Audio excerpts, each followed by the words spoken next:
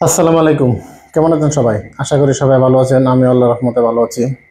আজকে হাজির হয়েছি এসএসসির জন্য টেক কোয়েশ্চন নিয়ে। ইনশাআল্লাহ টেক কোয়েশ্চন করাবো। আমি কিছু টেক কোয়েশ্চন গুরুত্বপূর্ণ এখানে লিখে রেখেছি। এই কনফিউশন টেক কোয়েশ্চনগুলো ইনশাআল্লাহ সমাধান করব। আর টেক কোয়েশ্চন আমি মনে করি সবচেয়ে সহজ একটা আইটেম এসএসসির জন্য। আসলে এটা মতো সহজ কোনো আইটেম আমি মনে করি নাই বললেই চলে। আর্টিকেল চাইতেও আসলে টেক কোয়েশ্চনটা সহজ। আচ্ছা, এরপরে কিছু কনফিউশন আছে, কিছু ব্যতিক্রম আছে বা ভিন্ন নিয়মের যে নিয়মগুলো আসলে একটু প্রবলেম মনে হয়, এগুলো নিয়ে একটু আলোচনা করবো প্রথমে। পরে এই 20টার মতো লিখে রেখেছি, এটা সমাধান আমি দেওয়ার চেষ্টা করবো। আচ্ছা, টেক কোয়েশ্চনের ক্ষেত্রে আমরা জানি কি, যদি বাক্য বা সেন্টেন্স অ্যাফার্মেটিভ হয়, টেক কোয়েশ্চন করার সময় হয়ে যাবে নেগেটিভ। আচ্ছা, আর যদি নেগেটিভ হয় তাহলে হবে অ্যাফার্মেটিভ। এটা আমি আশা করি সবাই জানেন। আর তাছাড়া এখানে এই কি বসবে, টেক কোয়েশ্চন পুরোটা না বসবে, কি বসবে, শুধু সাবজেক্ট বসবে আর ভার্ব বসবে। যদি অ্যাফার্মেটিভ হয় নেগেটিভ, আর নেগেটিভ হলে অ্যাফার্মেটিভ। আমরা জানি একটা নোট, প্রাথমিক নোট, যেটা টেক কোয়েশ্চন ক্ষেত্রে am, is, are, was, were, have, has, had, do, does, did, can, could, may, might, need, must, dare, etcetera. এই ভার্বগুলো যদি থাকে, আমরা এই ভার্বগুলো দ্বারাই টেক কোয়েশ্চন করব।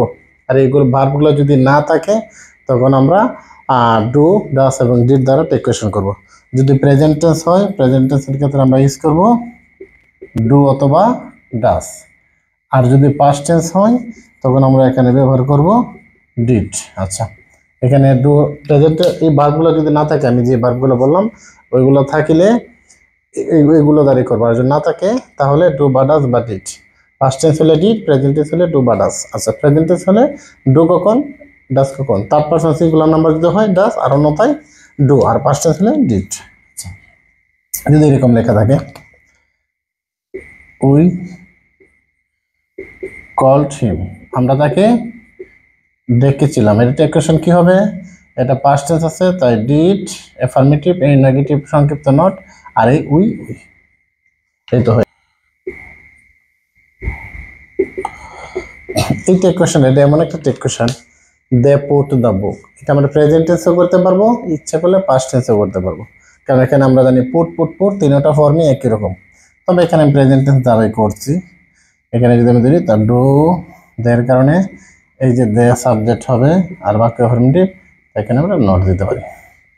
সাবজেক্ট যেটা আছে সেটাই হবে। অ্যাফার্মেটিভ থাকলে নেগেটিভ, নেগেটিভ থাকলে অ্যাফার্মেটিভ। আচ্ছা, প্রথমে লেখা আছে গুড মর্নিং।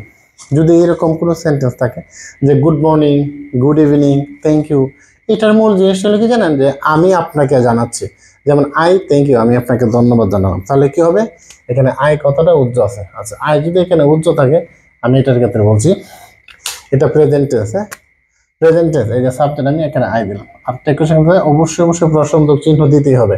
তাহলে আই যদি আয়ের সাথে এখানে auxiliary verb am, is, are, was, were, have, has, had, can, could, shall, should, will, would, may, might, need, must, dare, এই ভার্বগুলো নাই যেহেতু আমাকে তিনটা সাহায্য নিতে হবে। কি বলছিলাম? Do, does, did. Present tense হলে ডু বা ডাজ, আর পাস্ট টেন্স হলে ডিড। এটা প্রেজেন্ট টেন্স। হ্যাঁ, তাই এখানে আমরা ডু লিখতে পারি, ডোন্ট, আর আয়ের সাথে ডোন্টে বসে। ঠিক তেমনিভাবে কি রকম, যে আই গুড মর্নিং ইউ, আমি তোমাকে ধন্যবাদ জানালাম, বা আমি তোমাকে ধন্যবাদ দিলাম, এটার ক্ষেত্রে হবে এরকম, ডোন্ট আই। আচ্ছা, এটা দেখেন, হু ডাজ নট ফিয়ার ডেথ, এটা একটা গুরুত্বপূর্ণ। হু does not fear death, who does not fear death, এই বাক্যটা কিন্তু, এই বাক্যটাই মূলত ইন্টারগেটিভ। আর আমরা জানি ইন্টারগেটিভ সেন্টেন্সের মধ্যে কি টেক কোয়েশন হয় না, কারণ টেক কোয়েশন মানে টেল কোয়েশন, মানে লেজ লাগানো কোয়েশন যেটাকে বলে। তো ওই যে আমরা এখানে প্রশ্নবোধক চিহ্ন দিয়ে রেখেছি, তো এটি প্রশ্নবোধক হবে, তা আবার প্রশ্নবোধক হবে কিভাবে? তার মানে এটা প্রশ্নবোধক বাক্য, টেক কোয়েশন হয় না। কিন্তু এটা যেহেতু হো দেওয়া যদি থাকে, আমরা যদি করতেই হয়, এই বাক্যটাকে আমাদেরকে প্রথমে অ্যাসার্টিভ বানাতে হবে। অ্যাসার্টিভ যদি আমরা এই বাক্যটাকে বানাই, তাহলে আমরা এটা বাক্যটাকে এইভাবে বানাতে পারি, এভরিবডি। যদি আমরা দিই এভরিবডি ফিয়ার ডেথ, দেখেন এটা নিয়ে চিন্তা করেন। আমি আবারও বলছি, who does not fear death, কে মৃত্যুকে ভয় না পায়, তার মানে প্রত্যেকেই পায়। তার এই প্রত্যেকেই এখানে হু থাকার কারণে আমরা এখানে দিতে পারি কি, এভরিবডি। এভরিবডি, এই এতটুকু অংশের অ্যাসার্টিভ রূপ এটা, এভরিবডি ফিয়ার ডেথ, মানে সবাই মৃত্যুকে ভয় পায়। এই বাক্যটার এতটুকু অংশ যদি হয় তাহলে আমরা এটাকে কি করতে পারি দেখেন, এটাকে যদি আমরা টেক কোয়েশ্চেন করি, এভরিবডির কারণে আমরা দিতে পারি দে, আর এখানে দে তো দিতে পারি, বাক্য কিন্তু অ্যাফার্মেটিভ হয়ে গেছে, ঠিক আছে। প্রেজেন্ট টেন্স আমরা ধরতে পারি কারণ এখানে ফিয়ার আছে, আমরা দিতে পারি ডু। অ্যাফার্মেটিভ তাই আমরা দিতে পারি নট। দেখছেন আনসার কি হবে, আনসার হবে ডোন্ট দে। এটা যদি না বুঝেন অনেকে মনে করবেন যে এখানে নোট আছে, আবার এখানে নোট কিভাবে আসলো। এই যে এই পুরো অংশটাকে আমরা কি করে ফেলছি, অ্যাসার্টিভ করে ফেলছি। অ্যাসার্টিভ হলে কি রূপ দাঁড়ায়, এভরিবডি ফিয়ার ডেথ, প্রত্যেকে মৃত্যুকে ভয় পায়। এটা টেক কোয়েশ্চেন কি হবে, ডোন্ট দে। এই যে অ্যান্সারটা এখানে আমি দিয়ে দিচ্ছি। আচ্ছা এরপর কি, নোবডি ফরগেটস মি। আচ্ছা নোবডি নিজে নেগেটিভ, তার মানে এখানে কি হবে, দে হবে। আচ্ছা পরে প্রেজেন্ট টেন্স, দের সাথে কি বসে, ডু বসে। আর নো বডি আছে নিজে নেগেটিভ, তাই এখানে আর নেগেটিভ হবে না, আশা করি বুঝছেন। Nothing happened yesterday, nothing happened yesterday, গতকাল কিছুই ঘটেনি। আচ্ছা এখানে আমরা নাথিং এর প্রয়োজন আমরা এখানে সাবজেক্ট দিতে পারি ইট, নাথিং এনিথিং সামথিং আমরা ইট দিতে পারি। নাথিং নেগেটিভ, তাই এখানে নট হবে না। আর দিস ইজ পাস্ট টেন্স, ভার্বের শেষে ডি বাই ডি থাকলে পাস্ট টেন্স, জেনারেলি ইয়েস অথবা ইয়েস থাকলে প্রেজেন্ট টেন্স, আর পাস্ট টেন্স আমরা এখানে দিতে পারি ডিড। আনসার কি হবে, ডিড ইট। আচ্ছা লেটস, একটা রুল মনে রাখবেন, এটা নোট হলো যদি বাক্যের মধ্যে লেটস থাকে, লেটস লেটস থাকিলে টেক কোয়েশ্চনের ক্ষেত্রে আমরা এখানে শ্যাল উই ব্যবহার করব, শ্যাল উই হবে। কি বলছে দেখেন, লেটস থাকিলে কি হবে, শ্যাল উই। আচ্ছা আর যদি শুধু লেট থাকে তখন আমরা ব্যবহার করব উইল ইউ, উইল ইউ। এই দুইটা কথা মনে রাখবেন। আমি আবারও বলছি, লেটস লেটস থাকবে শ্যাল উই, আর শুধু লেট তখন উইল ইউ। আচ্ছা দেখেন আমরা এখানে সাধারণত উই শ্যাল আমরা ব্যবহার করতে পারি, উই শ্যাল। হ্যাঁ আর লেটস যখন থাকে, এই লেটস মানে ব্যাখ্যাটা দেখেন, এটা সমান সমান লেটাস, এই যে লেটাস। তো লেটাস যখন হয় তখন আসের সাবজেক্ট কি, আসে উই। আচ্ছা এই যে উই, আর উই কার সাথে বসে, এই যে শেল, শেলের সাথে উইল বসে ইউ, তাই আমরা এখানে এই যে শেল উই আমরা এখানে বসাইতে পারি। তার মানে লেটস যে কথা, লেটাস এক কথা। লেটাস যখন হবে আসের সাবজেক্ট কি, উই, জাহাজ কিন্তু সাবজেক্ট উই, তো উই এর সাথে আমরা কি বসাই, শেল। যেমন আমরা গেলাম উই শেল, এই কারণে আমরা লেটস থাকলে আমরা বসাবো শেল উই, আর লেট থাকলে উইল ইউ, এটা মাথায় রাখবেন। তাহলে আমরা এখানে লিখতে পারি লেটস আছে কি লিখবো, শেল উই। হ্যাঁ শেল উই, এখানে শেল উই দিলে হবে, বাদে শান্ত উই দিলে হবে, একটা দিলে হবে। আচ্ছা আই এম এ, এটা মনে রাখবেন, এম থাকিলে, যদি এম থাকে, হ্যাঁ লিখে দিলাম, এম থাকিলে আর্নটাই হবে। এখন প্রশ্ন করতে পারেন আছে এম থাকলে আই কেন হবে, হ্যাঁ আই এর সাথেই তো এম বসে, এটা যেই কথা এটা একই কথা। আমরা জানি আয়ের সাথে কি বসে, এম বসে, তাই এখানে এম থাকলে আর্নটাই শেষ, এম আছে আর্নটাই। আবার এটাকে এইটা এইভাবে লেখা যায়, ইনফর্মাল এইটাই, এটা হবে, এটা হবে না যে এরকম না, কিন্তু আমি এখানে এটা দিলাম। A barking dog seldom bytes, এটা নিয়ে আমার একটা কথা আছে। যদি কোনো বাক্যের মধ্যে সেলডম, লিটেল, রেয়ার, ফিউ এই শব্দগুলো থাকে তখন এটা নেগেটিভ অর্থ প্রকাশ করে। আমি নোটটা লিখিয়ে দিচ্ছি, নোটটা হলো সেলডম, ফিউ, লিটেল, স্কেয়ারসলি। আচ্ছা এরপর থাকতে পারে নাথিং,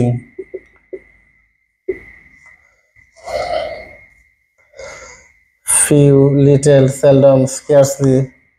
এই শব্দগুলো মূলত নেগেটিভ অর্থ প্রকাশ করে। এই শব্দগুলো যখন নেগেটিভ অর্থ প্রকাশ করবে তখন তার মানে সেন্টেন্সটা কি নেগেটিভ। সেন্টেন্স যদি নেগেটিভ হয় আনসার হবে কি, উত্তরে কি হবে, পজিটিভ। এ বার্কিং ডগ যদি সাবজেক্ট হয় কুকুর। ইতর প্রাণীর ক্ষেত্রে আমরা দিতে পারি ইট। ইতর প্রাণী যদি হয় কুকুর, বিড়াল, ইঁদুর, এগুলো আমরা ক্ষেত্রে কি দিব, সাবজেক্ট ইট দিলাম। আর এখানে দেখেন বাইটস, ভার্বের সাথে ইয়াস বা ইয়াস থাকলে কি হবে, ওই ভার্বগুলো না থাকলে ডাস হবে, তো আমরা এখানে দিতে পারি ডাস। আচ্ছা, এই বাক্যটা দেখতে মনে হইতেছে কি অ্যাফার্মেটিভ, কিন্তু মূলত কি negative. A barking dog seldom bytes, ওই যে সেলডমস কথাটা এখানে আছে, সেলডম, ফিউ, লিটল, স্কেয়ারসলি, রিয়ার, রিয়ারলি যাই থাকে। হ্যাঁ, আচ্ছা, যেহেতু এই শব্দগুলো নেগেটিভ তাই আমরা এখানে আমরা নেগেটিভ।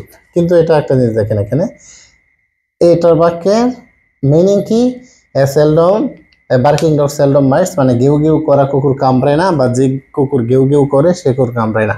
এটা আরেকটু সুন্দর অর্থ আছে, মানে একটা কথা আছে না, যত গড়ছে তত বর্ষে না, এই মিনিংটা এটা হয়। তার মানে যেহেতু বাক্যটা দেখতে মনে হয় কি অ্যাফার্মেটিভ, কিন্তু মূলত নেগেটিভ, কেন সেলডম আছে, তাই এখানে আর নট হবে না। কুকুর, এট বার্কিং ডগ, ইতর প্রাণী, তাই আমরা এখানে কি বসেছি, ইট। ভার্বের সাথে ইয়াস বা ইয়াস আছে, তাই আমরা এখানে কি বসেছি, ডাস। আশা করি বুঝছেন। আচ্ছা, I use to go swimming, মানে কি আমি সাঁতার কাটতে যেতাম। ইউজ টু যখন হয় তখন এটা পাস্ট টেন্স ডিড দ্বারাই করবেন, এটি শ্রেয়। তার মানে এখানে পাস্ট টেন্স ডিডন্ট আই। আচ্ছা, though I was tired I continue working, যদি আমি ক্লান্ত ছিলাম আমি আমার কাজ চালিয়ে গিয়েছিলাম। এটার সম্পর্কে আমি একটা কথা বলে নিই। দেখেন, এটা দেখবেন একটা বাক্যের মধ্যে যদি দুটি অংশ থাকে, তাহলে মেইন অংশ অনুযায়ী বাক্যের মধ্যে টেক কোয়েশ্চন হবে। যেখানে প্রিন্সিপাল ক্লজ অনুযায়ী বাক্যের মধ্যে মূলত দুইটা ক্লজ থাকলে বা দুইটা অংশ থাকলে যে মেইন। আচ্ছা, এখানে লেখা আছে দো I was ill, though I was tired, sorry, though I was tired. আচ্ছা, দেখেন তো এই বাক্য দ্বারা কি পূর্ণ অর্থ প্রকাশ পাইছে? যদিও আমি ক্লান্ত ছিলাম, তার মানে কি পূর্ণ অর্থ প্রকাশ পাই নাই। তার মানে এটা কি, এটা ইন্ডিপেন্ডেন্ট না ডিপেন্ডেন্ট, এটা ডিপেন্ডেন্ট ক্লজ বা ডিপেন্ডেন্ট অংশ। তখন এটা দ্বারা আমরা টেক কোয়েশ্চন করবো না, আমরা দেখবো কি ইন্ডিপেন্ডেন্ট ক্লজ, অথবা যে এখানে মুক্ত অংশ যেটাকে বলে বাংলা, যে অংশ দ্বারা সম্পূর্ণ অর্থ প্রকাশ পায় সেটা দ্বারা আমরা টেক কোয়েশ্চন করবো। I continued my working. দেখেন, এই বাক্যের দ্বারা অর্থ প্রকাশে কোনো সমস্যা হয় নাই। এই অংশ কিন্তু এটার উপর নির্ভরশীল না, কিন্তু এই অংশটা কিন্তু এটার উপর নির্ভরশীল। যেহেতু এটা অংশ এটার উপর নির্ভরশীল না, আমরা এটা দ্বারা টেক কোয়েশ্চন করব। তার মানে এটা পাস্ট টেন্স আছে, এই যে দিলাম পাস্ট ডিড, বাকি অ্যাফার্মেটিভ আছে, তাই আমরা দিব নট, সাবজেক্ট আছে আই, সাবজেক্ট। আশা করি এটা বুঝছেন।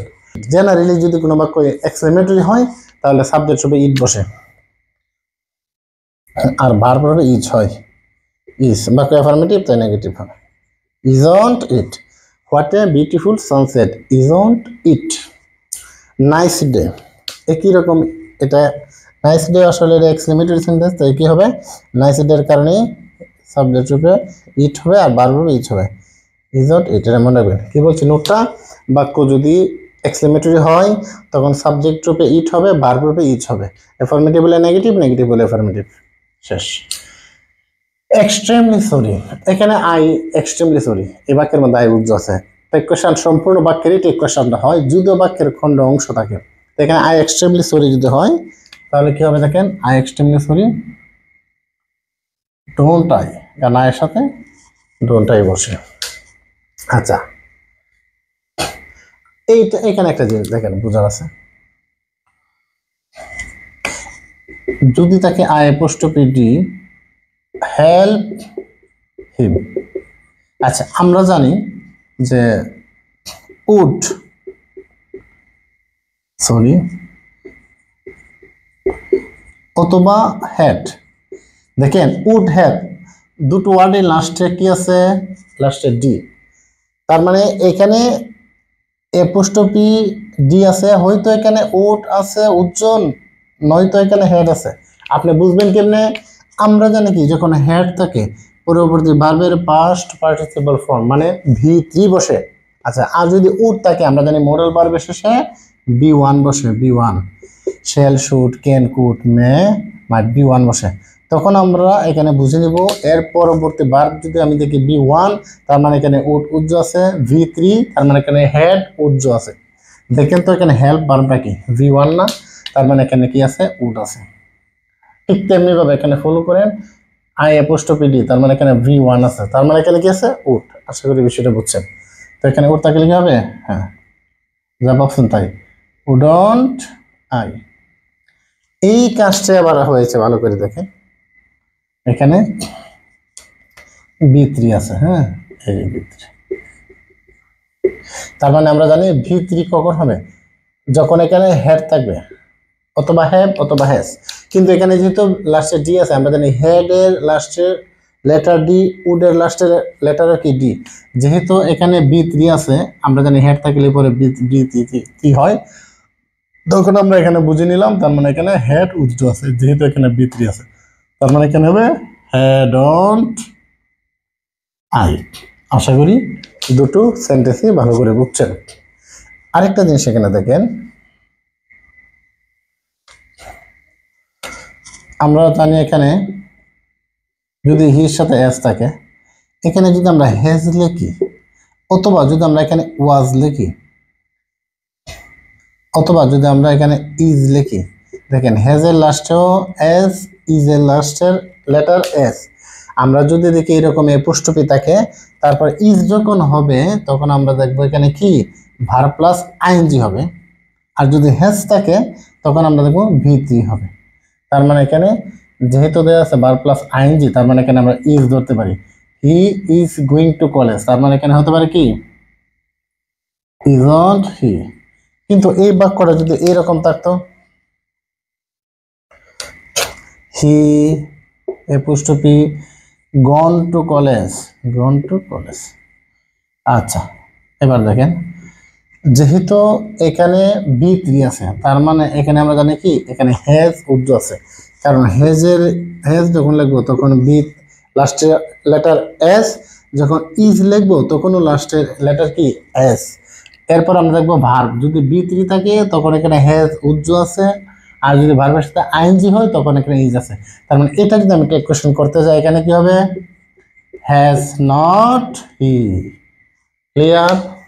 যদি কোনো সেন্টেন্সের মধ্যে দুইটা নাউন থাকে আর মধ্যে যদি এন্ড থাকে, এন্ড দ্বারা দুটি নাউন, প্রথমে একটা নাউন শেষে একটা নাউন, যদি আপনি দুটোটার পূর্বে একটার পূর্বে শুধু আর্টিকেল এখানে দিয়ে আছে, হ্যাঁ আর্টিকেল দিয়ে প্লাস এখানে একটা নাউন আছে, এন্ড আছে, এখানে একটা নাউন আছে, যদি শুধু প্রথমটার পূর্বে দি থাকে তখন মনে করবেন ব্যক্তি একজন। আর যদি দুটি নাউনের পূর্বে দি থাকে, দি নাউন এন্ড আবার মনে করেন দি নাউন, তখন আপনাকে মাথায় রাখতে হবে the noun and the noun, তখন ব্যক্তি দুইজন, দুইটা থাকলে দি, আর যদি শুধু প্রথমটার পূর্বে দি থাকে তখন মনে করেন ব্যক্তি একজন। যেমন আমি দুটো উদাহরণ এখানে দেখাচ্ছি, ক্লিয়ার করতেছি আপনাদেরকে। দেখেন এখানে লেখা আছে the chairman and secretary did the work. এখানে দ্য চেয়ারম্যান, কিন্তু এর পূর্বে সেক্রেটারি নেই, তখন এটার মিনিং হলো যিনি চেয়ারম্যান তিনি এই মুহূর্তে সেক্রেটারির দায়িত্ব পালন করতেছে। মানে চেয়ারম্যান আর সেক্রেটারি পদবি যদিও দুইটা, কিন্তু ব্যক্তি একজন, তাই এখানে আমাকে লিখতে হবে ডিডন্ট কি হি। চেয়ারম্যান ক্ষেত্রে আমরা ডিডন্ট হি দিব। কিন্তু এই বাক্যটা যদি এরকম হয়, the chairman and the secretary did the work, এটাকে তেমন রাখবেন। যেহেতু সেক্রেটারি পূর্বে দি, চেয়ারম্যানের পূর্বে দি, তার মানে এখানে পদবিও দুইটা, ব্যক্তিও দুইটা, তখন আমাকে এখানে দে ইউজ করতে হবে। বাক্য অ্যাফার্মেটিভ নেগেটিভ করতে হবে, যে ডিডন্ট দে। আর এখানে আমরা কি দিচ্ছি, শুধু প্রথম নাউনের পূর্বে the, so we can think that this is a singular subject, but there is a we can see two position, one chairman and another secretary, but the subject main person is just one, so we can use just only he. This is past tense, we use did. Affirmative, negative. So think this sentence, see, not same characters. chairman also there is the secretary also there is the. So we can say this is two person, two position, one chairman, another secretary. So we can use pronoun they, past tense did, affirmative and apostrophe. I hope you can understand. Okay, next, you, he and I did the work. ওকে, এটা একটু খেয়াল করেন এই বিষয়টা। দেখেন এখানে লেখা আছে you, he and I did the work. যদি আমি সহ থাকি তাহলে মনে করেন আমি, তুমি, সে যদি এখানে হয় তাহলে সাবজেক্ট প্রনাউন কি হবে? উই। আমি নিজে যদি থাকি, আর আমি যদি না থাকি, যেমন ইউ এন্ড হি, তখন হবে তোমরা। এটার প্রনাউন কি হবে? এটার প্রনাউন হবে ইউ, কারণ এখানে আমি সহ আছি। যেমন you, he and I did the work, তাই এখানে আমরা সাবজেক্ট বসাবো কি? সাবজেক্ট বসাবো উই। উই, আচ্ছা উই লিখলাম। পাস্ট টেন্স ডিড, অ্যাফার্মেটিভ তাই নট, ডিডন্ট উই। এখানে একটা কথা মনে রাখবেন, এটা একটা ধারাবাহিকতা আছে। যেমন জেনারেলি আমরা যদি একটা বাক্যটাকে নর্মাল বাক্য হয়, এখানে কোনো এই অপরাধ বা দোষ স্বীকার করা না হয়, তখন হলো এই রুল। যেমন ইউ, হি এন্ড আই, তার মানে এটা সাধারণ বাক্য। তখন আমরা বলতে পারি ইউকে যদি আমরা সেকেন্ড পার্সন ধরি, হিকে যদি আমরা থার্ড পার্সন ধরি, আইকে আমরা ধরবো ফার্স্ট পার্সন। তার মানে এটা রুলটা হলো সাধারণভাবে যদি আমরা পার্সনগুলো সাজিয়ে লিখতে চাই তাহলে 2, 3, 1। আর যদি এটা অপরাধ বা দোষের ক্ষেত্রে হয় তখন আমরা এটা এইভাবে লিখবো। দোষ নিজের ক্ষেত্রে আমরা আগে নিব। আসলে ইংরেজ তো ভাষাটা তো আসলে আমার না, তারা আসলে খুবই ভদ্র জেন্টেল মানুষ, তাই দোষটা নিজের গায়ে নেয়। আমাদের বাঙালির মতো না যে দোষটা অন্যের গায়ে চাপিয়ে দেওয়া হয়। তখন হবে প্রথমে কি ফার্স্ট পার্সন, পরে হবে second person I, you and লাস্টে হবে হি। যখন দোষের ক্ষেত্রে বা অপরাধের ক্ষেত্রে তখন সূত্রটা কি হবে? 1, ইউ হলো সেকেন্ড পার্সন, 2 আর থার্ড পার্সন হলো হি। দোষের ক্ষেত্রে এটা হি। তার মানে আমরা কি দিলাম? দোষ বা অপরাধ যখন হয়, দোষ অপরাধ, তখন আমরা এই নোটটা ফলো করবো। হ্যাঁ, আর জেনারেল নর্মাল বাক্য হলে আমরা এই নোটটা ফলো করবো। এটা সাধারণ ক্ষেত্রে অতিরিক্ত একটা কথা বললাম আর কি। আচ্ছা, ভবিষ্যতে কাজে লাগবে পারে। এবার এটা দেখেন তো, এই টেকশনে দেখছেন এখানে দেখা যাচ্ছে কিনা? You is a pronoun. Pronoun, আচ্ছা ইউ কি প্রনাউন না? হ্যাঁ, অবশ্যই প্রনাউন। ইউ এর পরে ইজ বসে না, আর বসে আর। কিন্তু এখানে ইউ দ্বারা তোমাকে বোঝাচ্ছে না, এই যে ইউটা প্রনাউনটা এটাকে বোঝাচ্ছে। তাই এখানে হবে এটা এটা এটা ইংলিশ কি? ইট। এই জন্য ইট, ইজ আছে, ইজ নট ইট। আশা করি বুঝছো। এখানে কিন্তু তোমাকে বোঝানো হচ্ছে না, ইউ প্রনাউনটাকে বোঝানো হচ্ছে। আচ্ছা, এরপরটার ফাইনাল কি আছে এখানে? Fishes can swim. আচ্ছা, মাছেরা সাঁতার কাটতে পারে। ফিশেস প্লুরাল, তাই আমরা এখানে দিতে পারি দে। আচ্ছা, ক্যান, এই যে কে অ্যাফার্মেটিভ, তাই নট, এবার দিতে পারি অথবা এবার দিতে দে, কান্ট দে। তাহলে আশা করি মোটামুটিভাবে বুঝছেন। এরপরে যদি টেক কোয়েশ্চেনে আরও আপনাদের ক্লাস প্রয়োজন মনে করেন, যদি সন্দেহ থাকে বা প্রবলেম হয়, তাহলে আমাকে কমেন্টে জানাবেন। আমি টেক কোয়েশ্চেন নিয়ে আরও কিছু ক্লাস দেওয়ার চেষ্টা করব। তো এই টেক কোয়েশ্চেনগুলো যতটুকু বললাম ততটুকু যদি মোটামুটিভাবে প্র্যাকটিস করেন, মাথায় রাখেন, আশা করি 9, 10-এ শেষ। আসলে টেক কোয়েশ্চেন তো ফাইনাল পরীক্ষার মধ্যে এখানে 9, 10 পর্যন্ত আছে। এরপরে আরও বিভিন্ন পরীক্ষার মধ্যে টেক কোয়েশ্চেন আসে। এটা অন্য এই ইন্টারমিডিয়েট না, ধরুন আপনি কোনো চাকরি পরীক্ষার মধ্যে দিতে যান, অথবা কোনো ভাইবার মধ্যে, অথবা অন্য কোনো পরীক্ষার মধ্যে টেক কোয়েশ্চেন আসতে পারে। যে আজকে প্রাথমিক আলোচনা করলাম বা মোটামুটিভাবে কনফিউশন কিছু টেক কোয়েশ্চেন দিলাম, আশা করি মোটামুটিভাবে যদি এক দুইবার টেনে দেখেন, আশা করি হয়ে যাবে। আচ্ছা, আজকে এই পর্যন্ত। ধন্যবাদ সবাইকে, ভালো থাকবেন। আসসালামু আলাইকুম রহমতুল্লাহি ওয়া বারাকাতুহু।